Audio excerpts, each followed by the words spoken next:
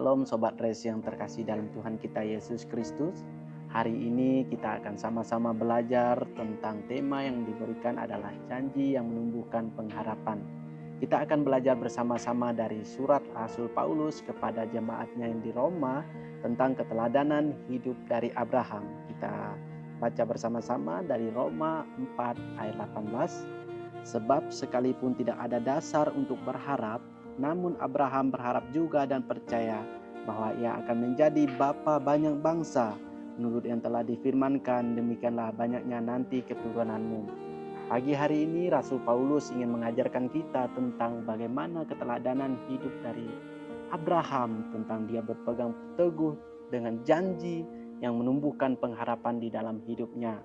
Kalau kita melihat dari latar belakang kehidupan Abraham, bagaimana dia pada saat itu firman Tuhan datang kepada dia berumur kira-kira 100 tahun yang dibahas dalam ayat yang ke-19. Dari segi biologisnya, ini tidak mungkin secara manusiawi dia dapat mempunyai anak dan menjadi bapa dari segala bangsa. Karena dari segi biologisnya dia memiliki tubuh yang sudah rentan dan sudah tua. Dan kalau kita melihat lagi dari sisi istrinya, dia memiliki istri yang mandul dan pada saat itu dia sudah mengalami mati haid. Ini ditambah ini juga tidak mungkin bisa terjadi dia bisa menjadi bapa bagi segala bangsa. Tetapi pada Abraham di sini kita ingin belajar bahwa bagaimana imannya kepada Tuhan yang menumbuhkan janji dan pengharapan yang berpegang teguh dalam keyakinan bahwa Tuhan sanggup mengubah kemustahilan dalam hidupnya menjadi karya yang besar dalam hidup Abraham. Kita ingin belajar bersama-sama bahwa firman Tuhan yang berfokus di ayat yang ke-18 bahwa pada saat itu Abraham tahu kalau dirinya sudah tua. Abraham tahu kalau istrinya mandul. Tetapi iman Abraham kepada Tuhan yang menumbuhkan janji dalam pengharapan dia tahu bahwa Tuhan adalah tidak akan terbatas oleh ruang dan waktu, sehingga dia percaya bahwa Tuhan memampukan dia. Baik, dari firman Tuhan ini kita ingin belajar dari implementasi poin-poin yang penting dalam kita pelajari hari ini adalah yang pertama poinnya adalah harapan sejati kepada Allah tidak akan sia-sia.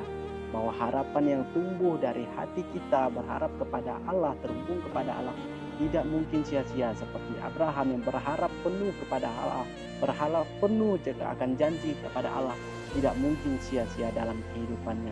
Implementasi bagi kita, poin yang dapat kita ambil adalah melalui surat Rasul Paulus ini. Implementasi yang pertama adalah seberapa sering kita meragukan kuasa Allah dalam hidup kita pada hari ini. Baik dari tekanan ekonomi kita sudah meragukan, baik dari masalah keluarga atau masalah kuliah kita. Seberapa sering kita meragukan karya Allah dalam hidup kita. Yang kedua, seberapa banyak kemustahilan dalam diri kita yang menutup mata hati kita, menutup mata kita untuk melihat karya Allah dalam hidup kita yang begitu nyata.